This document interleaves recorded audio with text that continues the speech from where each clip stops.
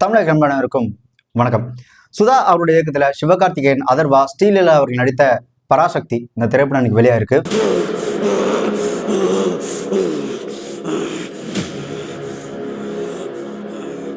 படத்தோட கதை இந்தியா சுதந்திரம் அடைந்ததுக்கு அப்புறம் தமிழ்நாட்டில் மட்டும் இல்லாம இந்தியாவில் இருக்கக்கூடிய பல மாநிலங்கள்ல இந்தி திணிப்புக்கு எதிராக நடந்த அந்த எழுச்சி போராட்டங்களையும் அதை தொடர்ந்து நடந்த கையெழுத்து இழக்கம், அந்த மொழிக்காக உயிரிட்ட மொழிப்போர் தியாகிகளை மையப்படுத்தினது மட்டும் இல்லாம திராவிட அரசியல் வரலாற்றிலேயே ஒரு மிகப்பெரிய சமூக மாற்றத்துக்கு வித்திட்ட ஒரு மிகப்பெரிய ஒரு போராட்டத்தை மையமா வச்சு இந்த திரைப்படத்தை எடுத்திருக்காங்க. இந்த படத்துல சிவகார்த்திகேயன் செழியன் அப்படின்ற கதாபாத்திரத்துல மத்திய அரசு கொண்டு வந்த அந்த இந்தி திணிப்புக்கு எதிராக போராடுற மாணவராகவும், புறநானூறு அப்படின்ற ஒரு போராட்டத்தை இயக்கத்தை வளர்த்து கொண்டு போற ஒரு தலைவராகவும் இருக்கிறாரு. அப்படி ஒரு ரயில் போராட்டத்தில் ஈடுபடும் போது தன்னோட நண்பன் இறந்ததுனால அந்த போராட்டங்கள் கொஞ்சம் விளங்கி ரயில்வே டிபார்ட்மெண்ட்லயே வேலை செஞ்சுட்டு இருக்கிறாரு சிவகார்த்திகேயன்.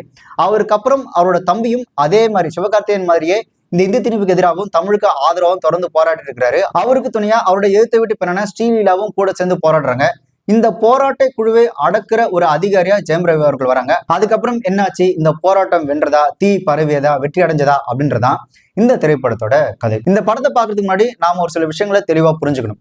இந்த ஹிந்தி திணிப்புக்கு எதிரான போராட்டம் அப்படின்றது அது ஒரு பெரும் நிகழ்வு. முக்கியமா தமிழ்நாட்டுல ஒரு ஆட்சி மாற்றத்தை ஏற்படுத்துற அளவுக்கு ஏற்பட்ட ஒரு மிகப்பெரிய ஒரு போராட்டம். மத்திய அரசு ஹிந்திய மக்கள்கிட்ட திணிக்கணும் அப்படின்றதுக்காக அவங்க செஞ்ச மிக நுணுக்கமான ஒரு சில அரசியல் ஆட்டம். அதனால் மக்களோட அன்றாட வாழ்க்கையிலும் சரி, அவங்களோட எதிர்கால வாழ்க்கையிலும் சரி, அந்த ஹிந்தி திணிப்பு, ஒரு முழு திணிப்பு அப்படின்றது அவங்களோட வாழ்க்கையில எந்த அளவுக்கு பாதிச்சது, அவங்களோட வாழ்க்கையை பாதிச்சதுனால அதனால் ஏற்பட்ட எழுச்சி, கிளர்ச்சி, அதுக்காக போராடின ஒரு சில சமூக இயக்கங்கள், இந்த ஹிந்தி எதிர்ப்பு அப்படின்றது ஒரு மிகப்பெரிய ஒரு சமூக எழுச்சியா மாறி வெற்றி அடைந்த ஒரு பக்கம் இருந்தாலும் அந்த மொழிக்காக உயிர்விட்ட அந்த மொழிப்போர் தியாகிகள், அப்படி 60 வருஷத்துக்கு முன்னாடி பத்த வச்ச தீ இன்னமும் எரிஞ்சுக்கிட்டே தான் இருக்கு. சோ இதை ஒரு ரொம்ப சாதாரணமா இப்படி ஒரு விஷயம் நடந்துச்சு தெரியுமா, இதெல்லாம் இப்படி நடந்துச்சுப்பா அப்படின்னு போற போக்குல ரொம்ப கேஷுவலா கமர்ஷியலா சொல்லிட்டுலாம் போக முடியாது. ஆனா இந்த திரைப்படத்துல அப்படிதான் சொல்லியிருக்கிறாங்க. இந்த படத்துல நேரு, பக்தவாச்சலம், அண்ணா, கருணாநிதி, இந்திரா காந்தின்னு அந்த காலத்துல வாழ்ந்த உண்மையான மனிதர்களை மையப்படுத்தின காட்சிகள், கதாபாத்திரம் காமிச்சிருக்கிறாங்க. அதே நேரத்துல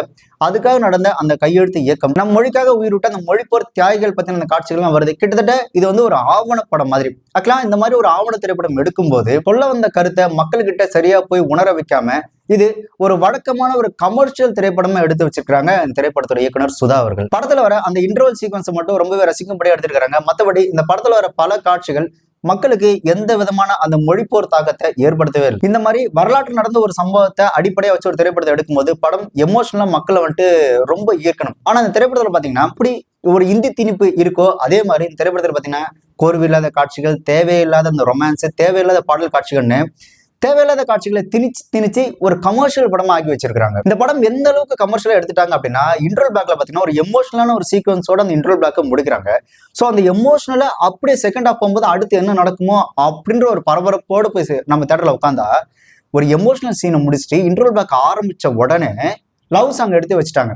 ஆக்சுவலா இதெல்லாம் பாத்தீங்கன்னா அந்த காலத்துல இருந்து ஒரு கமர்ஷியல் ஃபார்மேட், ஒரு எமோஷனல் சீன், ஒரு இன்டர்வல் முடிஞ்ச உடனே அடுத்து ஆடியன்ஸோட மைண்ட் செட்டை செட் பண்றதுக்கு ஒரு லவ் சீனை, ஒரு லவ் சாங் வச்சிருவோம் அப்படின்றது ஒரு பழைய ஃபார்மேட். அது இந்த படத்தோட ஃபார்மேட்டே எப்படி இருக்குன்னா, ஹீரோ இன்ட்ரோடக்ஷன் ஆக்ஷனோட தொடங்கணும், அதுக்கப்புறம் ஹீரோயின் இன்ட்ரோடக்ஷன், அதுக்கப்புறம் லவ் சீன் வரணும், அதுக்கப்புறம் லவ் சாங் வரணும். அதே மாதிரி இன்ட்ரோல் பிளாக் பாத்தீங்கன்னா கொஞ்சம் ஒரு நல்ல ஒரு எப்படி சொல்றது பவர்ஃபுல்லா கொண்டு வரணும்.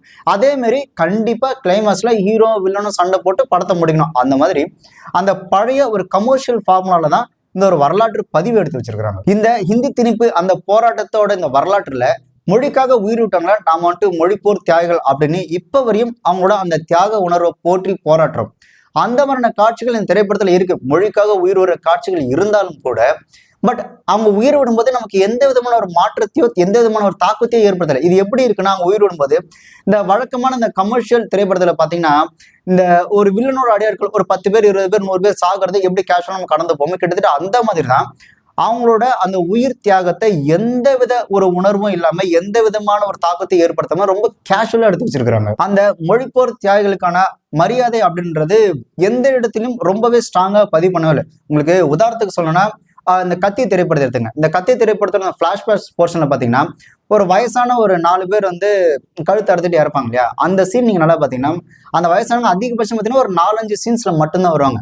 அந்த 4-5 சீன்ஸ்ல வர அந்த வயசானவங்க கூட அவங்க இறக்கும் போது நமக்கு ஒரு தாக்கத்தை ஏற்படுத்துவாங்க, ஒரு எமோஷனலா இருக்கும். சே இப்படி செத்து போறாங்களே அப்படின்ற மாதிரி.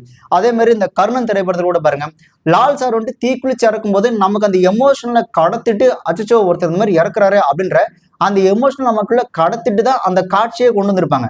ஆனா அந்த மாதிரி இந்த திரைப்படத்துல தீக்குளிச்சு இறக்கும் போது யாருக்குமே அந்த எமோஷன் அவங்க கடத்தவே இல்லை. ஏதோ ஒரு 10ஓட பருவனா இறக்குற காட்சியாதான் இந்த மாதிரினா அந்த மொழிப்போர் தியாகிகள் இறக்குற காட்சிகளை எடுத்து வச்சுக்கிறாங்க. ஒரு எமோஷன்ல ஒரு தாக்கத்தை ஏற்படுத்தாத எந்த ஒரு காட்சியும் எந்த ஒரு வரலாற்று பதிவும் படத்திலையும் சரி, மனசுலயும் சரி, வரலாற்றிலும் சரி நிக்கவே நிக்காது. அந்த மாதிரிதான் திரைப்படத்தில் எடுத்து வச்சிருக்காங்க. அடுத்து சிவகார்த்திகேயன் அவர்கள். ஆக்சுவலா இந்த மாதிரியான ஒரு திரைப்படத்துல கதாநாயகனா சிவகார்த்திகேயன் நடிக்க ஒத்துக்கிட்டது அப்படின்றது உண்மையிலேயே ஒரு பாராட்டக்கூடிய ஒரு விஷயம் தான். ஆனா ஒரு மிகப்பெரிய ஒரு போராட்ட குழுவின் ஒரு தலைவரா வராரு அப்படின்னும் போது ஒரு எழுச்சிமிக்க ஒரு உடல் மொழியிலும் சரி, அந்த பேசுற விதத்திலையும் சரி, நடை உடை பாவனை எல்லாத்திலையும் அவர் வந்துட்டு அந்த ஒரு போராட்ட வீரனா ஒரு போராட்ட தலைவனா தெரியணும். பட் நமக்கு படம் பார்க்கும்போது சிவகார்த்திகேயன் ஆஸ் யூசுவல் சிவகார்த்திகேயனா தான் தெரியுறே தவிர ஒரு போராளியா எந்த இடத்துலையும் அதுக்கு அவர் மெனக்கட்டு நடிக்கவே இல்லை. ஒரு சிவகார்த்திகேயன் மற்ற திரைப்படத்தில் எப்படி நடிப்பாரோ அதே மாதிரி தான் இந்த திரைப்படத்துல இருக்கிறார். சோ இந்த மாதிரியான ஒரு வரலாற்று திரைப்படத்துல நடிக்கும் போது ஆக்சுவலா கிட்டத்தட்ட ஒரு உண்மையா வாழ்ந்த மனிதர்களை மையப்படுத்தி ஒரு கதாபாத்திரம் எடுக்கிறாங்க இல்லையா? அப்போ அந்த காலத்துல என்ன நடந்தது, அது எந்த மாதிரியான ஒரு சூழ்நிலை, அது எந்த மாதிரி ஒரு தாக்கத்தை ஏற்படுத்தும் அப்படின்னு அதை உள்வாங்கி அதை அப்படியே ஃபீல் பண்ணி நடிக்கணும். பட் இந்த திரைப்படத்துல சிவகார்த்திகேயன் அவர்கள் ஆக்ட் பண்றாரு, பட் ஃபீல் பண்ணவே இல்லை. அவரு ஃபீல் பண்ணி நடிக்காதனால நமக்கும் அந்த கதாபாத்திரம் மேல எந்த விதமான ஒரு ஃபீலும் கிடையாது. ஓகே ஆஸ் யூசுவல் சிவகார்த்திகேயன் நடிச்சிருக்காரு, நாமளும் அதை உட்காந்து பாக்குறோம் அப்படின்ற ஒரு ஃபீல் தான் இருக்கே தவிர ஒரு போராட்ட வீரனுக்கான ஒரு வரலாற்று படத்துக்கான ஒரு ஃபீல் அப்படின்றத சிவகார்த்திகேயன் அவர்கள் அவரோட ஸ்கிரீன் பிரசன்ஸ் மூலமா கொண்டு வரவே இல்லை. பட் அதர் அவரோட அந்த ஸ்கிரீன் பிரசன்ஸ் அப்படின்றது நல்லா தான் இருக்கு. ஆனா திரைப்படத்துல அவருக்கு பெருசான அந்த ஸ்கிரீன் பிளே ஸ்ட்ராங்கா இல்லாதனால அந்த கேரக்டரும் பெருசா மனசுல நிக்காத மாதிரி தான் இருக்கு. அதே மாதிரி ஸ்ரீலீலா அவர்கள் எப்படி இந்த திரைப்படத்துல ஒரு சில காட்சிகள் அந்த ரொமான்ஸ் சீன்ஸ், லவ் சீன்ஸ், சாங்ஸ்ல திணிச்சு வச்சிருக்காங்களோ அந்த மாதிரி தான் ஸ்ரீலீலாவும் இந்த திரைப்படத்துல பாத்தீங்கன்னா திணிச்சு வச்சிருக்காங்க. இந்த திரைப்படத்துக்கு ஸ்ரீலீலா தேவையே கிடையாது. அதுல முக்கியமா அவங்களோட பெர்ஃபார்மன்ஸ் அப்படின்றது ஒரு மாதிரி படத்தோட அந்த கோர்வையை அந்த படத்தோட அந்த தன்மையை கெடுக்கிற மாதிரி தான் இருக்கு. முக்கியமா கிளைமேக்ஸ்ல ஒரு ஹைட்டான இடத்துல இருந்து அவங்க வந்துட்டு பேசுவாங்க, அதெல்லாம் ரொம்ப ஒஸ்டா இருந்தது. அடுத்து ஜெயம் ரவி அவர்கள் இந்த ஒரு காமெடியில வரல மொர அப்படின்ற மாதிரி ஓகே அவர் நல்லா தான் நடிச்சிருக்கிறாரு. ஆனா இந்த திரைப்படத்துல தேவையில்லாம நடிச்சிருக்கிறாரு. அடுத்து இந்த திரைப்படத்தோட பின்னணி இசை. ஆக்சுவலா பின்னணி இசை பொறுத்தவரைக்கும் RR பொறுத்தவரைக்கும் நல்லாவே போட்டிருந்தாரு GV பிரகாஷ்குமார் அவர்கள். பட் பாடல்கள் அப்படின்றது ரொம்ப மோசம் அப்படின்னு தான் சொல்லலாம். ஏன்னா இந்த படத்துக்கு பாடல்கள் தேவையில்லாம தான் இருக்கு. இந்த மாதிரி புரட்சிகரமான எழுச்சிமிக்க திரைப்படத்தை பார்த்தீங்கன்னா பாடல்கள் ரொம்ப ரொம்ப முக்கியம். இந்த திரைப்படத்துல ஏதாவது ஒரு பாட்டு புரட்சிகரமாகவும் உணர்ச்சிகரமாகவும் ஒரே ஒரு பாட்டு அமைஞ்சிருந்ததுன்னா கண்டிப்பா இந்த திரைப்படத்துல ஏதோ ஒரு இடத்துல கண்டிப்பா நல்லா இருந்திருக்கும். பட் அப்படி எதுவுமே இந்த திரைப்படத்துல இல்ல அப்படின்றது ரொம்பவே ஒரு வருத்தமான ஒரு விஷயம். ஒரு புரட்சிகரமான திரைப்படத்துல ஏதாவது ஒரு பாட்டாவது உணர்ச்சி மிக்கதோ இல்ல எழுச்சி மிக்க ஒரு பாடலா அமையணும். உங்களுக்கு உதாரணத்துக்கு பாத்தீங்கன்னா கண் சிவந்தான் மண் சிக்கும் அப்படின்ற திரைப்படத்துல பாத்தீங்கன்னா மனிதா மனிதா ஒரு பாட்டு இருக்கும். அந்த பாட்டு நீங்க கேட்டீங்கன்னா போராட தயங்குறவனு கூட ஒரு மாதிரி வீரம் வந்து போராட தயாராகும். அந்த அளவுக்கு அந்த பாட்டு இருக்கும்.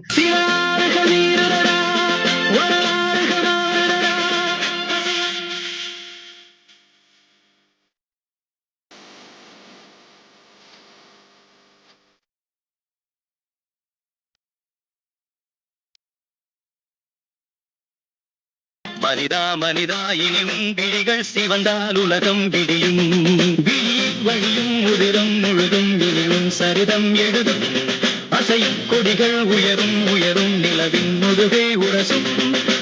அதுக்கப்புறம் பாத்தீங்கன்னா அந்த அலையோசை திரைப்படத்துல வர அந்த போராடடா அந்த பாட்டு, அந்த தோல்வி நிலைய நினைத்தால் அந்த பாட்டு ஆக்ஷன் மூவி தான். ஆனா இந்த ஜெய்ஹிந்த் திரைப்படத்துல ஓப்பனிங் சாங் வரும்ல தாயின் மொழிகொடி பாட்டு, ஸோ அதெல்லாம் பார்க்கும்போதே நமக்கு ஒரு மாதிரி ஒரு உணர்ச்சிகரமா இருக்கும், ஒரு எழுச்சியான ஒரு ஃபீல் இருக்கும்ல. அந்த மாதிரி ஒரு பாட்டாவது இந்த மாதிரி ஒரு வரலாற்று சிறப்புமிக்க ஒரு போராட்டம் அப்படி அமைஞ்சாதான் அந்த திரைப்படம் பார்க்குற ஆடியன்ஸுக்குமே ஒரு ஃபீல், ஒரு போராட்டகரமான ஒரு ஃபீலாவது இருக்கும்.